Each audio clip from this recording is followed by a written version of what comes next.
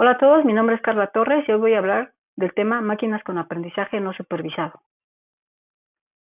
Para ello, expondré primero el concepto de Machine Learning, la cual es una disciplina del ámbito de la inteligencia artificial cuyo objetivo es crear sistemas que aprendan de manera automática. Y para aprender, las máquinas tratan de encontrar patrones en los datos, mejorando así su desempeño a medida que analizan más datos. Para hacer que una máquina aprenda hay varias técnicas, entre las que encontramos el aprendizaje supervisado, el aprendizaje no supervisado y el aprendizaje por refuerzo. En esta ocasión hablaré específicamente del aprendizaje no supervisado y para ello expondré diferentes conceptos.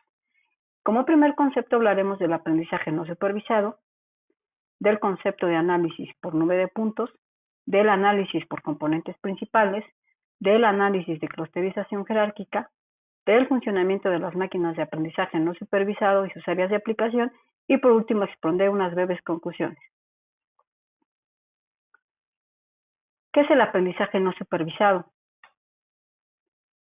Se refiere al conjunto de técnicas que tratan de inferir modelos a partir de datos de los que desconocemos la salida deseada, es decir, tratan de encontrar características similares entre ellos para realizar una clasificación correcta usando patrones que a simple vista no percibimos. Un ejemplo bastante común es la agrupación de síntomas de diferentes pacientes para obtener una relación entre tipos de enfermedades. Su capacidad de descubrir similitudes y diferencias en la información la convierte en la solución ideal para el análisis exploratorio de datos, las estrategias de venta cruzada, la segmentación de clientes por sus hábitos y el reconocimiento de imágenes.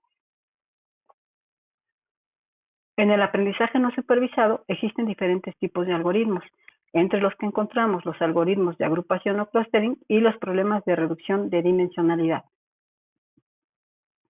¿Qué es el clustering? El clustering es un conjunto de técnicas utilizadas para analizar patrones en los datos que nos permiten separarlos en grupos con alta similitud entre elementos del mismo grupo y poca similitud entre elementos de diferentes agrupaciones. Existen varios algoritmos que se utilizan para realizar la tarea de clúster. Algunos son el algoritmo K-means, el clustering jerárquico, la agrupación basada en densidad o el modelo de agrupamiento gaussiano. Los algoritmos de clustering tienen multitud de aplicaciones en el mundo real, como el análisis de redes sociales, la segmentación de clientes, la clasificación de especies y el análisis de enfermedades, etc. ¿A qué se refiere la reducción de la dimensionalidad? Los algoritmos de reducción de la dimensionalidad son los utilizados para la eliminación de atributos redundantes, así como para la construcción de nuevos atributos que aporten más información sobre la estructura de los datos. Hablemos de K-means. K-means trata de agrupar los datos por su similitud, formando grupos con elementos muy similares entre ellos. La similitud entre los datos viene determinada por la distancia entre ellos. Datos con mayor parecido tienen menos distancia y datos con menor parecido tienen mayor distancia. ¿Cuáles son sus ventajas? La facilidad de implementación y modificación y la eficiencia en la ejecución. Una de sus desventajas es la necesidad de especificar el número de clústeres de antemano y la sensibilidad a los valores iniciales de los centroides. ¿Cómo funciona? El agrupamiento se realiza minimizando la suma de distancias entre cada objeto y el centroide de su grupo o clúster. Algoritmo. Como primer paso debemos elegir el número de clústeres o grupos, denominado K. Como segundo paso debemos seleccionar los centroides. Pueden seleccionarse de forma aleatoria y los centroides son los puntos que determinan en dónde está el centro de cada clúster. Como tercer paso, se realiza la asignación de objetos a los centroides. Cada objeto de los datos es asignado a su centroide más cercano. Cuarto paso, actualización de centroides. Se actualiza la posición de centroide de cada grupo, tomando como nuevo centroide la posición del promedio de los objetos pertenecientes a dicho grupo. Por último, se repiten los pasos 3 y 4 hasta que los centroides no se mueven o se mueven por debajo de una distancia umbral en cada paso.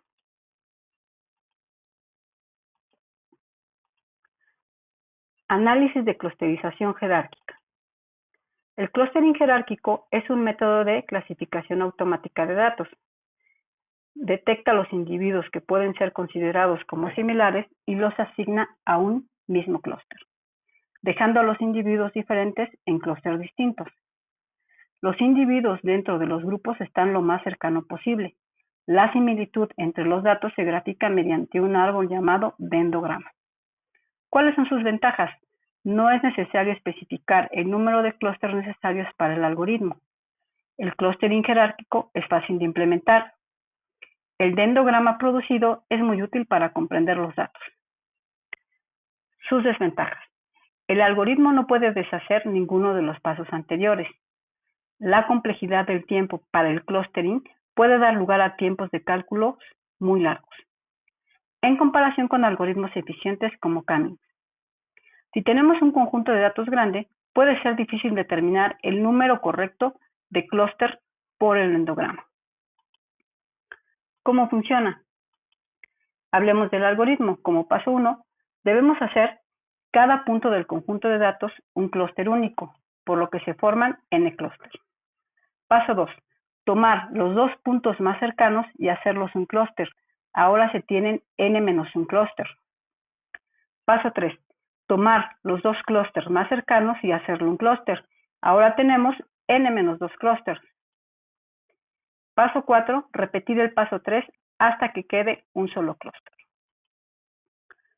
Los pasos que hemos mencionado en el algoritmo se van graficando mediante un dendrograma. ¿Cuál es el número óptimo de clúster? El número óptimo de clúster será aquel donde se encuentre la distancia más larga, pero que no tenga cruce con otros datos. Hablemos del análisis por componentes principales.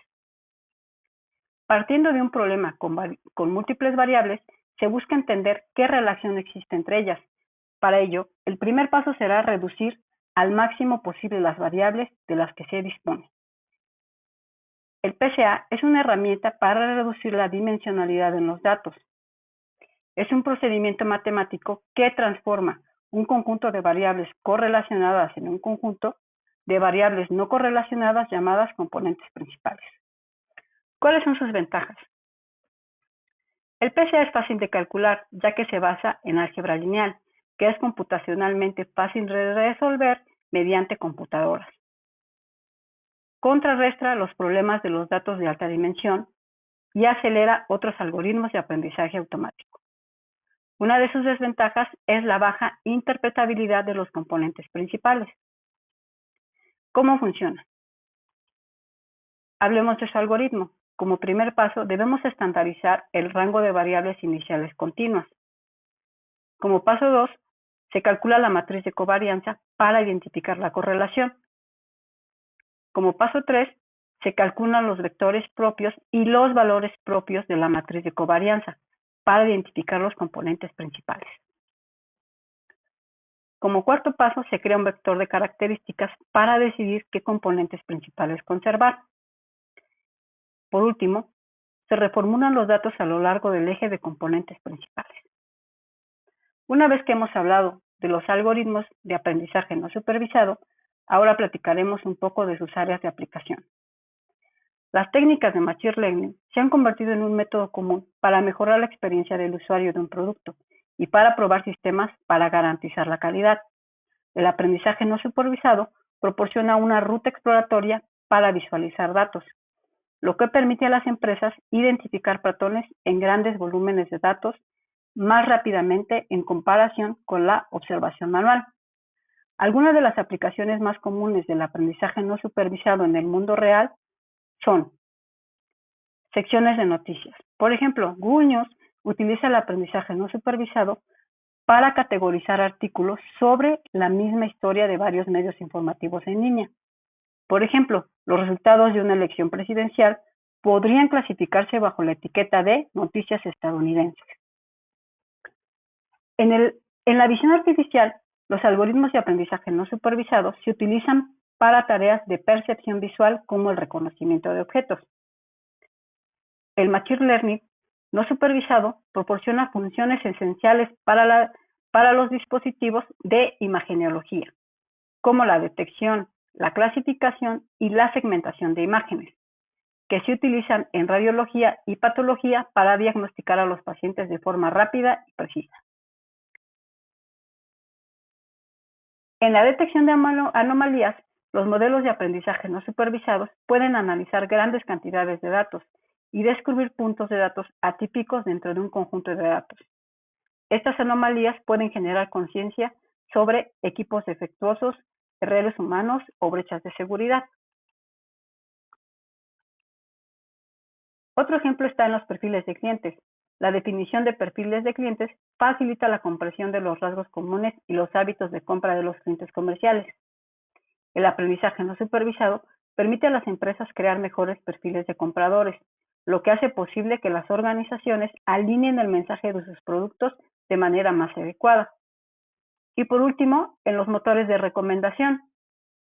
Al utilizar datos del comportamiento pasado de los consumidores, los algoritmos de inteligencia artificial pueden ayudar a descubrir tendencias de datos que se pueden utilizar para desarrollar estrategias de venta cruzada más eficientes.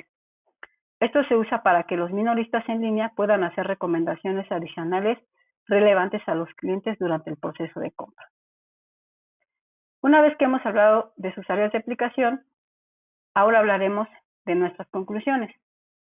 En un mundo donde los datos se generan a una velocidad desorbitante y no siempre vienen con etiquetas claras, el aprendizaje no supervisado es una solución preciada para extraer información significativa y descubrir patrones ocultos. El aprendizaje no supervisado se ha consolidado como uno de los avances más importantes en el ámbito empresarial, al descubrir patrones ocultos y segmentar clientes que permite la mejora en la toma de decisiones en este sector. Como lo hemos visto a lo largo de la presentación, en el aprendizaje no supervisado existen diferentes tipos de algoritmos que se engloban en algoritmos de agrupación o clustering y el problema de reducción de dimensionalidad. Cada uno de estos algoritmos han sido utilizados en diferentes aplicaciones. Entre las aplicaciones empresariales que tiene el clustering encontramos la segmentación de clientes, la detección de fraudes y la optimización de la cadena de suministro, por mencionar algunas. Entre las aplicaciones empresariales que tiene el PCA, encontramos la reducción de dimensionalidad en análisis de datos, la compresión de imágenes y multimedia, el análisis de datos biológicos en la industria farmacéutica, entre otros. Existen varios casos de éxito con el aprendizaje no supervisado. Por ejemplo, Amazon tiene uno de los mejores sistemas de recomendación. Google implementó el aprendizaje no supervisado para la detección de spam en el correo electrónico. Y Uber utiliza sistemas de aprendizaje no supervisado con el objetivo de gestionar la demanda de viajes de manera eficiente. Espero que esta presentación les haya gustado y les sirva para conocer un poco más de las máquinas de aprendizaje no supervisado. Muchas gracias.